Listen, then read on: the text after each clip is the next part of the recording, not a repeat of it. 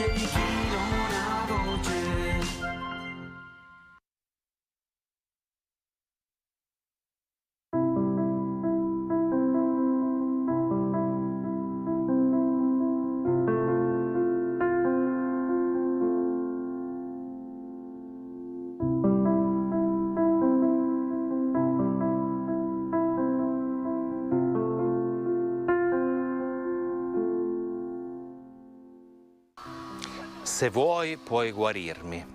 È estremamente esemplare il modello di fede proposto dal lebbroso nel Vangelo di oggi. Cioè la vera fede si affida totalmente a una volontà diversa dalla propria. Non chiede la soluzione di un problema questo lebbroso, chiede di essere visto, di essere guarito. Cioè lui sa che dentro il problema può esserci anche qualcosa di più. Questo ci suggerisce questa fede. Noi invece siamo, ahimè, troppe volte portati ad andare da Dio e chiedergli: sistemami questa cosa. Magari Dio non ha intenzione di sistemarci quella cosa, perché dentro quel problema vuole tirarci fuori qualcosa di più. Cioè, sì, se vuoi puoi guarirmi, ci sta. Il lebbroso ovviamente arriva con questo desiderio di guarigione, ma Dio vuole dargli qualcosa di più, vuole dargli la salvezza, che è diversa dalla guarigione, è ben di più. Il lebbroso arriva con una serenità: se vuoi puoi guarirmi, cioè se tu vuoi A, io voglio A, se tu vuoi B, io voglio B. Quando noi abbiamo questo modello di fede possiamo essere veramente sereni e pacificati, ma davanti a questa fede Gesù compie qualcosa di particolare. Sì, lo voglio, sii guarito. E lì poteva fermarsi, ma prosegue, compie un gesto anche socialmente impegnativo, pericoloso, tocca questo lebbroso. Perché lo fa? Del resto la guarigione era già stata ottenuta. Perché Gesù sa bene che la salvezza non nasce semplicemente da un'idea, da una parola, non nasce nemmeno da un meccanismo, da un esercizio spirituale, psicodinamico che noi possiamo instaurare nella nostra vita. La salvezza nasce da un incontro, da una relazione. Ecco perché Gesù tocca il lebbroso, per dire: questo incontro, questa relazione è ciò che ti dà la salvezza. Pensiamoci, la parola di Dio genera guarigione. L'incontro con Lui genera salvezza, che è quello di cui più abbiamo bisogno. E allora lasciamoci incontrare da quest'amore che sì, è un amore che ci salva, è un amore che passa attraverso la guarigione, è un amore che non ha veramente mai fine per ciascuno di noi.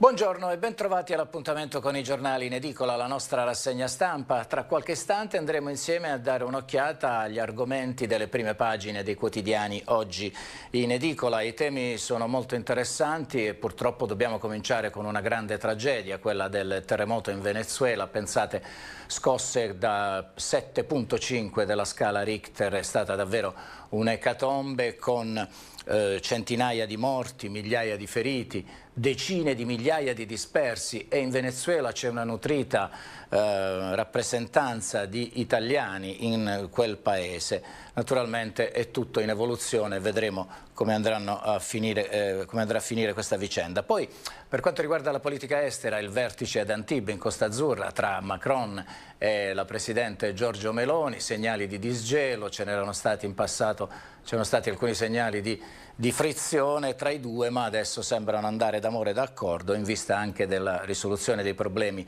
in Libano ed una maggiore cooperazione per quanto riguarda la tenuta dell'Europa. E poi il punto sulle trattative tra USA e Iran continuano sempre in modo più articolato, sempre in modo più stentato, si continuano a ribaltare le posizioni e naturalmente quello che conta di più in questo momento è capire esattamente cosa fare dello stretto di Hormuz. E tornando in Italia sono stati celebrati, o meglio, gli 80 anni della prima Assemblea Costituente, della prima seduta dell'Assemblea Costituente. Lo ha fatto il presidente Sergio Mattarella in aula davanti a tutti i leader politici. E poi dobbiamo parlare anche di questo grande caldo che sta attanagliando l'Italia, ma anche tutta l'Europa, Spagna, Germania, addirittura in Inghilterra c'è grandissimo caldo. Per quanto riguarda invece la cronaca giudiziaria, è passata in Cassazione, quindi è una sentenza ormai definitiva, quella che condanna l'amministratore delegato Moretti delle Ferrovie dello Stato dell'epoca. Vi ricordo, ci stiamo riferendo alla strage di Viareggio, quella del 29 giugno del 2007, quando morirono diverse decine di persone, per l'esattezza 32, in una tragedia che vide praticamente il deragliare di un treno merci e quindi poi il contatto con un grande vagone di gas GPL che innescò un incendio che devastò anche le abitazioni vicine alla stazione. Quindi condanna definitiva per Moretti, per i vertici di Ferrovie dello Stato dell'epoca. Ma vediamo, andiamo insieme a guardare che cosa fanno, che cosa dicono i giornali, cominciando come sempre dal Corriere della Sera. Vediamo un po'. Allora, naturalmente la grande foto in apertura della tragedia in Venezuela, una scossa di magnitudo 7,5, si tratta davvero di un horror, dice il Corriere della Sera. Il terremoto piega il Venezuela, oltre 180 morti e migliaia di dispersi. Il Venezuela devastato dal terremoto, oltre 180 morti, vi dicevo, si teme per la sorte di migliaia di dispersi, decine gli edifici crollati, paura e disperazione nella capitale Caracas, e parte la macchina della solidarietà, le ricerche in chat, la corsa ad ospitare e l'aiuto anche tra italiani. Così dice il Corriere della Sera su questa grande tragedia che ha colpito uno Stato che già è davvero in grave crisi economica, ha subito anche, se vogliamo, tra virgolette, la deportazione del suo leader da parte degli Stati Uniti. Insomma, Venezuela che sta trascorrendo momenti davvero molto difficili. Andiamo a vedere la questione treni, che si riferisce appunto ai provvedimenti del Ministro delle Infrastrutture Salvini, che a causa di caos e ritardi fa dimettere, o meglio spinge alle dimissioni, l'amministratore delegato di Ferrovie. E poi, come vi accennavo in apertura, la strage di Viareggio, a Moretti 5 anni di carcere. E poi, come vi dicevo anche sempre in apertura, il riferimento agli 80 anni della prima seduta dell'Assemblea Costituente, Mattarella e la Costituente, un patto di fraternità. Monica Guerzoni scrive sul Corriere: celebrato alla Camera l'anniversario per gli 80 anni dell'Assemblea Costituente, un patto di fraternità, l'ha definita nel suo intervento il Presidente Mattarella. Vediamo ancora il Corriere della Sera, che naturalmente accenna anche all'asse Meloni-Macron e si parla di nucleare, i due leader, coalizione per il Libano e Tajani sente Teheran. Tensione tra Italia e Iran. Cosa è successo? Che il segretario della NATO, Rutte, aveva detto nei giorni scorsi che l'Italia aveva messo a disposizione le sue basi militari per consentire l'avvio degli aerei che avrebbero poi bombardato l'Iran. Così non è, spiega la Meloni con grande decisione, dice no, erano soltanto degli scali tecnici, era assistenza tecnica, non abbiamo mai partecipato ai bombardamenti in Iran. Questo naturalmente ha creato tensioni, l'Iran seguendo quanto aveva detto in modo abbastanza confusionario il segretario della NATO Rutte, ha seguito questa onda e accusa l'Italia e anche la Romania di aver dato le basi per bombardare l'Iran, ma così pare non sia. Allora, poi vediamo ancora altri argomenti, i mondiali di calcio in corso appunto negli Stati Uniti. Trump, dice Aldo Cazzullo, si prende anche la Coppa. Donald Trump scrive non capisce nulla di calcio e meno ancora gliene importa, però vuole consegnare la Coppa. Va bene, andiamo avanti, possiamo passare anche alla Repubblica che apre con l'apocalisse del Venezuela. Terremoto di magnitudo 7.5, devasta il paese, centinaia di morti, 40.000 i dispersi. Caracas e lo stato della Guayana in ginocchio, tra le vittime fino a questo momento un italiano viene registrato, si mobilita la comunità internazionale per gli aiuti. Dal Fondo Monetario Internazionale stanziati 200 milioni per la ricostruzione. Questo, ecco, la grande foto in apertura della Repubblica con edifici ripiegati su se stessi. Naturalmente i soccorsi sono molto difficili, le autorità invitano la popolazione a non avvicinarsi a questi edifici perché c'è ancora rischio di crollo, ma come si fa ad impedire a delle persone di cercare di trovare tra la disperazione i propri cari sotto le macerie? Questo è quello che accade in Venezuela. Vediamo adesso anche Repubblica, segue il caos treni con Salvini che scarica l'amministratore delegato Donnarumma, Strisciuglio andrà alla guida delle ferrovie dello Stato. Poi condanne definitive, come vi dicevo, stessa linea per la strage di Viareggio, Moretti va in carcere.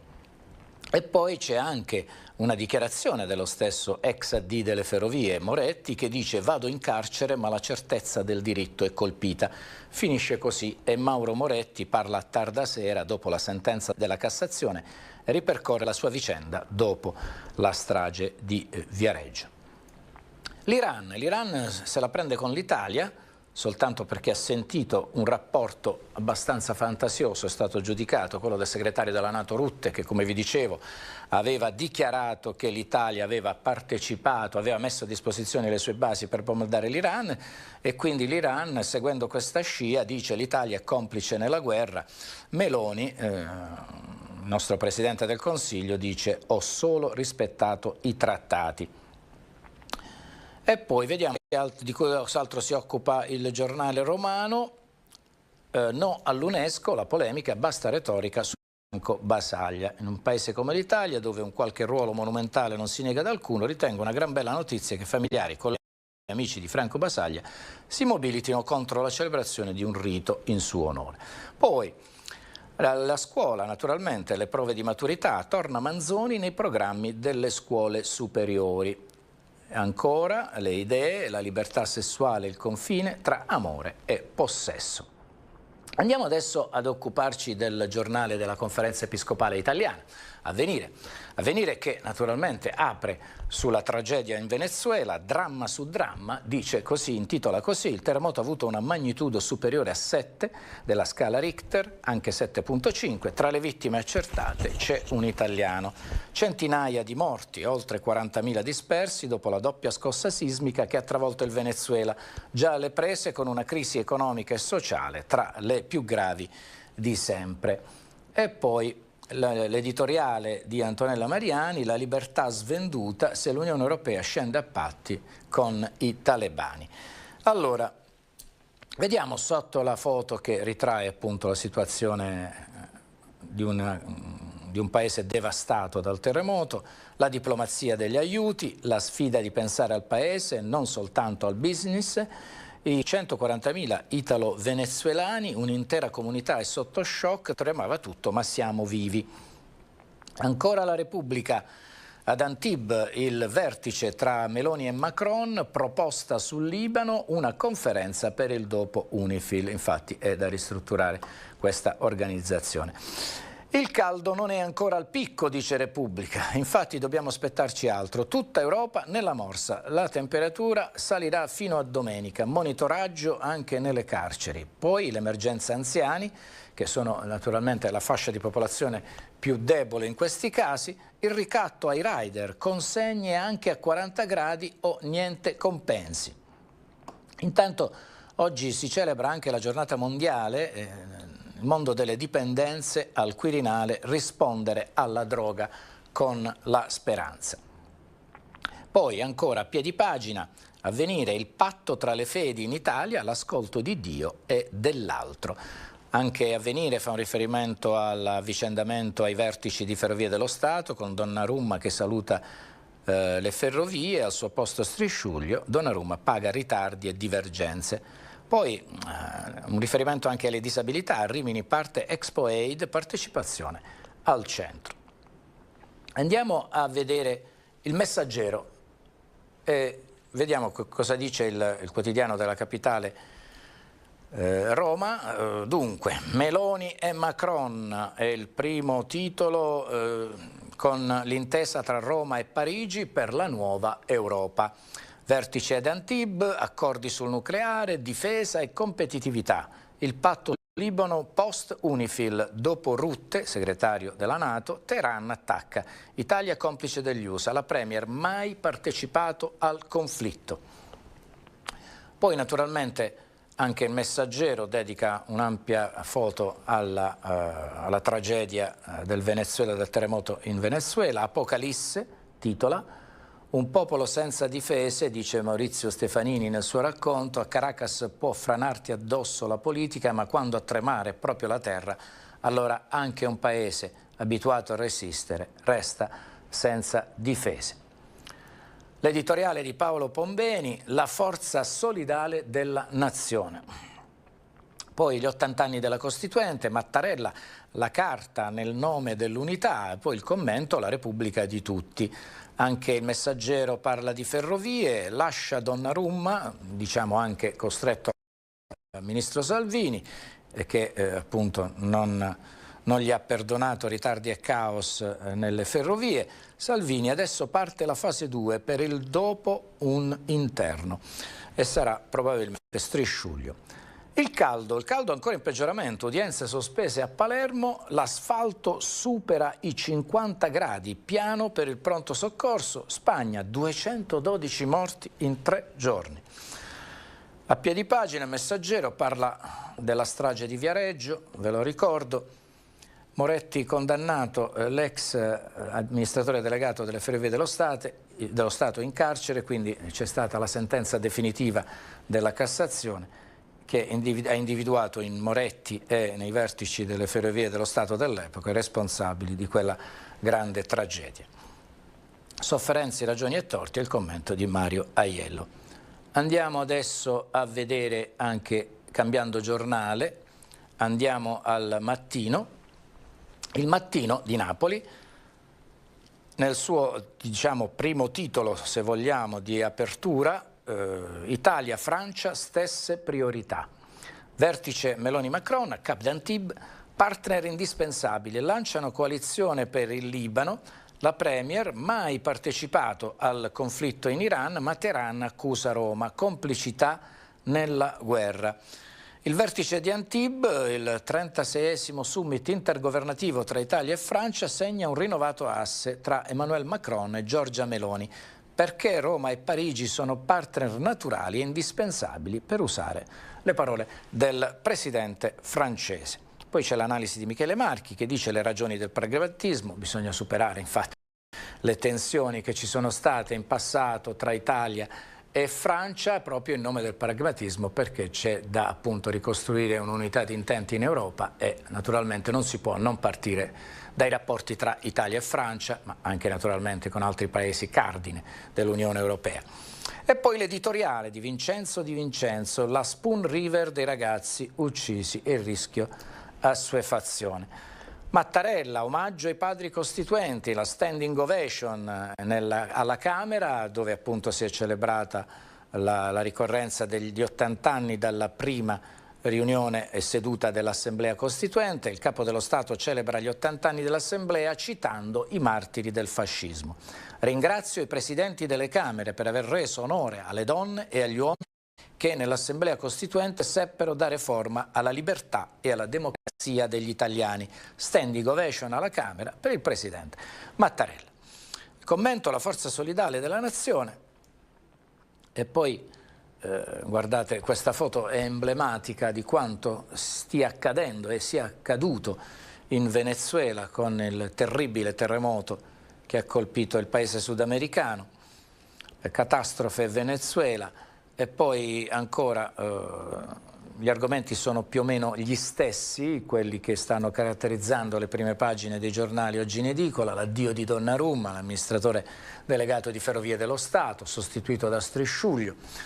Lavori e treni in ritardo, Salvini costringe di Ferrovie a lasciare. Poi c'è un riferimento alla regione Campania, EAV finisce l'era De Gregorio, arriva Diamantini. Di San Giovanni, 10 anni dopo, Apple, fabbrica dell'eccellenza dei nostri ragazzi. E poi, piedipagina, un dossier dell'Inps, lavoro, il Sud tiene 100.000 nuovi occupati. Il Sole 24 Ore, diamo un'occhiata a quello che accade appunto sul fronte economico, che è sempre caratterizzato da ciò che avviene in tutto il mondo e in Italia.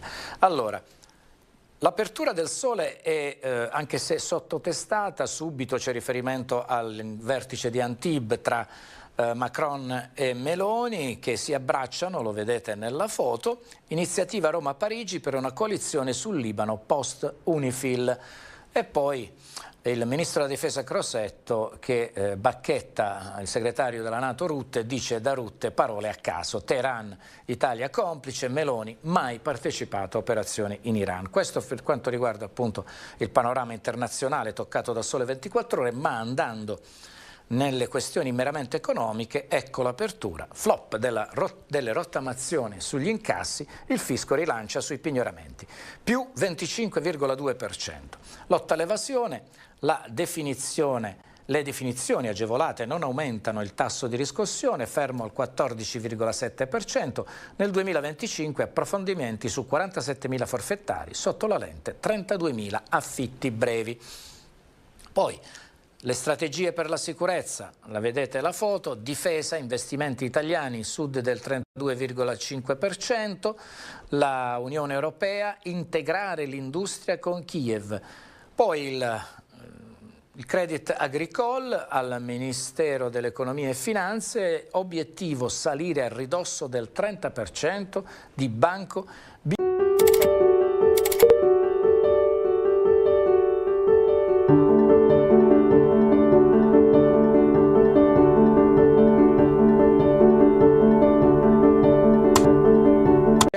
L'amministratore delegato di Ferrovie dello Stato, il pressing di Forza Italia, il via libera di Meloni prima dell'addio del manager. In poll Strisciuglio, indagato per Brandizzo. E vedete la foto notizia centrale, ma possiamo dire anche in sottoapertura, con il terremoto, e vedete questa donna che viene salvata e recuperata dalla protezione civile del luogo. Un terremoto, pensate, sopra i 7 gradi della scala Richter, con punte di anche 7,5, 180 morti, riporta la stampa, 35.000 i dispersi, ma purtroppo in questi casi, come sappiamo tutti, questi numeri sono destinati drammaticamente a salire. Ecatombe Venezuela, dice la stampa. Vediamo ancora se ci sono dei commenti. Binari divergenti fra tecnici e politica. Le dimissioni e licenziamento dell'ingegner Stefano Donnarumma, amministratore delegato del gruppo Ferrovie dello Stato, dopo una lunga storia di contrasti con il ministro dei Trasporti. E poi la sentenza in Cassazione che diventa di che diventa definitiva a carico dell'ex amministratore di Ferrovie dello Stato dell'epoca, parliamo del 2009, strage di Viareggio, accadde nel 29 giugno del 2009. Basi, l'Iran minaccia l'Italia, paura per le navi nel Golfo, aiuti agli USA, pagherete, Meloni, Macron, asse in Libano, fa una specie di combinato disposto la stampa su tutti gli avvenimenti che riguardano la politica estera. Poi così Pasdaran, nell'analisi di Stefano Stefanini, così Pasdaran usano il caos NATO. Andiamo a vedere altri giornali, andiamo un po' al nord con l'Eco di Bergamo, che naturalmente ha un'impronta un po' più localistica, anche se naturalmente sotto la testata mette la grande foto che riguarda il terremoto in Venezuela, 40.000 dispersi, e poi la notizia della morte in cantiere vicino ai cavi, un'ipotesi folgorazione per un 42enne, i colleghi lo hanno trovato a terra, era padre di 2 figli, abitava a Mozzanica. Droga, crescono gli insospettabili, oggi ricorre la giornata mondiale contro la droga, ricorda l'Eco di Bergamo. In Bergamasca lo scorso anno i servizi per le dipendenze delle ASL hanno preso in carico 8.372 persone, considerando tutti i tipi di addiction, ovvero di dipendenza. Possiamo dare un'occhiata anche al Resto del Carlino che naturalmente fa riferimento all'asse Italia-Francia per il Libano, ma è scontro tra Roma e Teheran, Meloni e Macron al vertice di Antibes, i nostri paesi partner indispensabili, mai gelo. Sul caso voli la premier accusa Rutte, solo confusione, l'Iran invece non ci sta, dice siete complici degli USA.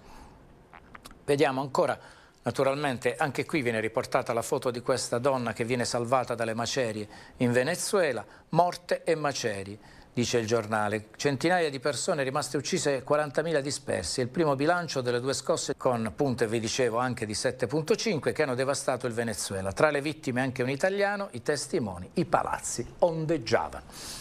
La strage di Viareggio, Moretti andrà in carcere, i legali si dicono disgustati e poi il riferimento anche che soltanto pochissimi giornali hanno riportato, e cioè Chiara Petrolini, le motivazioni della condanna, 24 anni, voleva eliminare il suo bambino. E un'intervista anche a Luciano Moggi che parla delle verità nascoste di Calciopoli.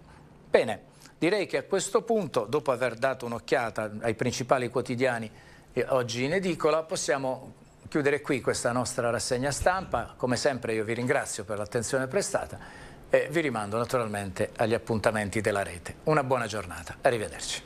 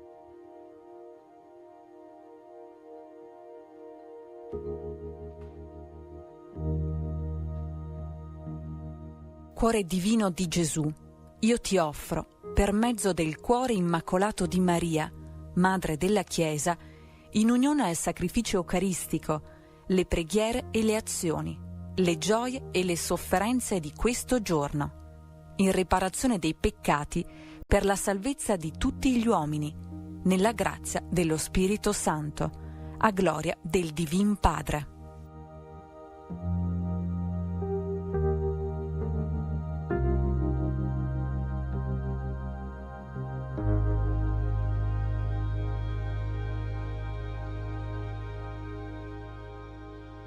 Preghiamo affinché lo sport sia uno strumento di pace, incontro e dialogo tra culture e nazioni e perché promuova valori come il rispetto, la solidarietà e il miglioramento personale.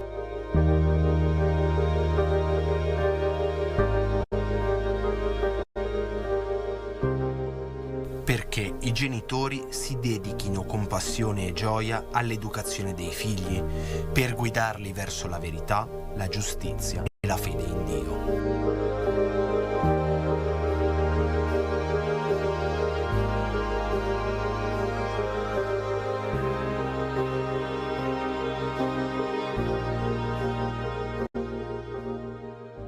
Perché il cantico mariano del Magnificat sia per noi una scuola di vita e di preghiera.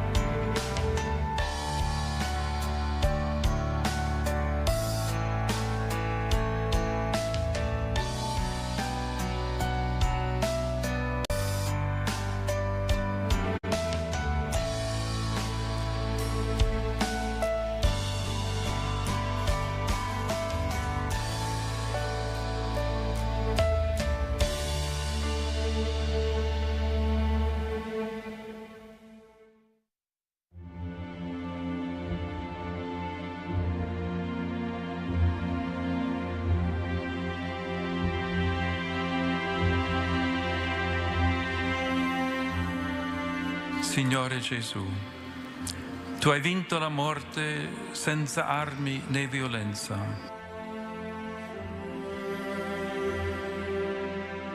Hai dissolto il suo potere con la forza della pace.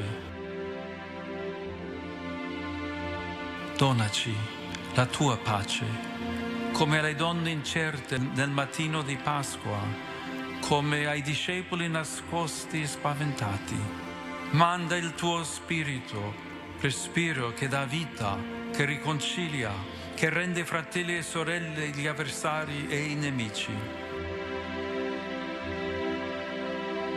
Ispiraci la fiducia di Maria, Tua Madre, che col cuore straziato stava sotto la Tua croce, salda nella fede che saresti risorto.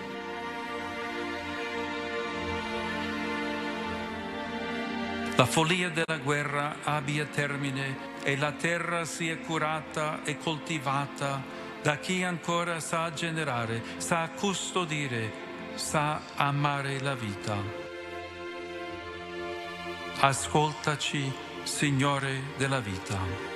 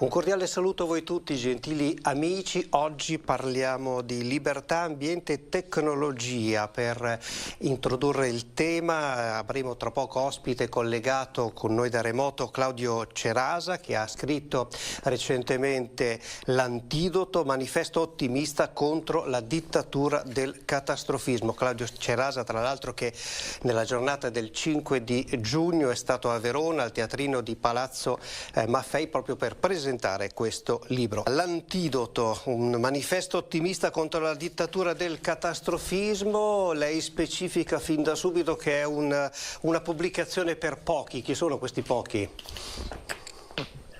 No, spero che sia per molti, ma non è per tutti. È un manifesto, è un'inchiesta su una grande bugia della nostra contemporaneità, ovvero la bugia che tutto vada sempre male, che tutto è destinato ad andare sempre peggio e che il passato era una meraviglia e che il presente è un'angoscia, una fonte di ansia.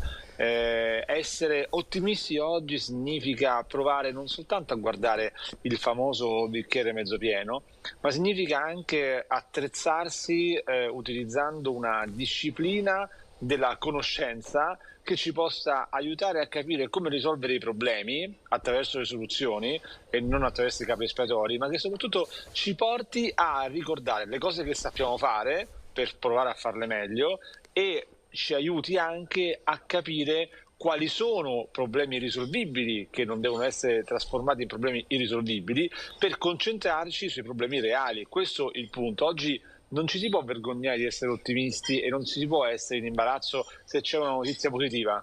Dobbiamo imparare a conoscere il mondo per quello che è e non per quello che sembra. Il lettore o il telespettatore o il radioascoltatore o il cittadino viene bombardato soltanto da notizie negative, che sono tante, avrà sempre l'impressione che il futuro sia non soltanto incerto ma privo di soluzioni, e questo è il punto. Essere ottimisti oggi non significa negare i problemi, significa mettere a disposizione della risoluzione dei problemi tutta la propria creatività, l'intelligenza e tutto ciò che deriva dall'innovazione. Oggi ci sono due modi per poter affrontare le problematiche della quotidianità che riguardano le guerre, le crisi energetiche, le difficoltà dei salari e le destabilizzazioni del mondo.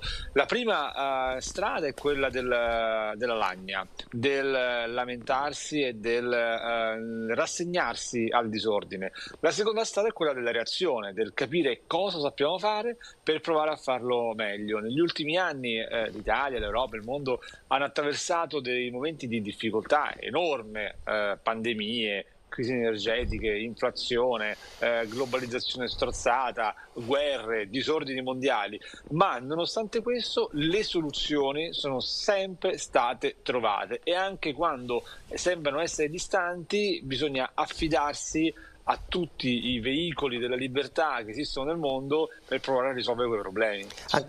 Anche perché spesso, travolti dal quotidiano, siamo quasi portati a dimenticare tutte le conquiste e le tutele che abbiamo, per esempio, nel nostro angolo di mondo. E così in questa fase storica è capitato spesso che di fronte a un grande disordine globale ci possa essere una incapacità di capire come trasformare quelle crisi in opportunità. Evidentemente di fronte a sfide come quelle trumpiane, a sfide come quelle legate alla guerra, all'aggressione russa, l'Occidente deve decidere da che parte stare, deve decidere come progredire. E io penso per esempio che, e questo lo racconto anche nel libro, che dal punto di vista generale internazionale la sciagura del trumpismo abbia costretto l'Europa, ma anche l'Italia, a rimboccarsi le maniche e a guardare avanti. Ma questo, diciamo, il libro non parla soltanto di questioni internazionali, parla anche di tutto quello che sa fare l'Italia e che spesso non sappiamo che l'Italia sa fare. Se io vi dicessi ora che l'Italia è uno dei paesi più sicuri d'Europa, che l'Italia è, dal punto di vista della capacità di gestire la transizione energetica e ambientale, ha una forza che pochi altri paesi hanno nel mondo. Se vi dicessi che l'Italia è uno dei paesi dove si campa di più, dove nonostante le problematiche del servizio sanitario nazionale riesce a essere all'altezza delle sfide del momento, se vi dicessi che l'Italia va meno peggio di come sembra, probabilmente qualcuno mi potrebbe dire: ah, ma questo signore che parla vuole dire che il governo fa le cose per bene. No, non c'entra niente. Essere ottimisti oggi significa saper guardare la realtà per quello che è e non per quello che sembra. Parlando della realtà, parlando del quotidiano, ognuno di noi si fa un'idea per quello che vive, per quello che legge, anche per i numeri che si trova di fronte e che descrivono questa realtà, però spesso non li sappiamo leggere questi numeri, siamo anche prevenuti forse da preconcetti che facciamo fatica a cancellare o comunque a rimodulare nella nostra testa.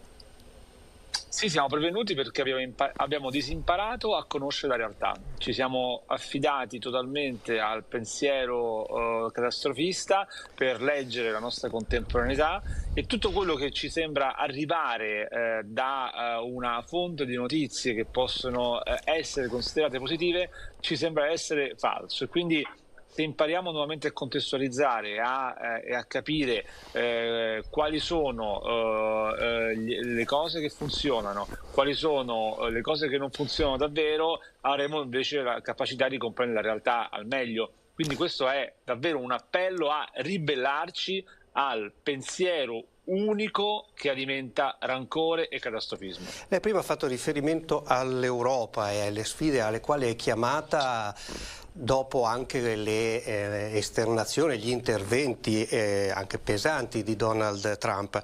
C'è un capitolo proprio che è questo, si scrive Europa, si legge ottimismo. Dove vedere questo ottimismo nel progetto europeo?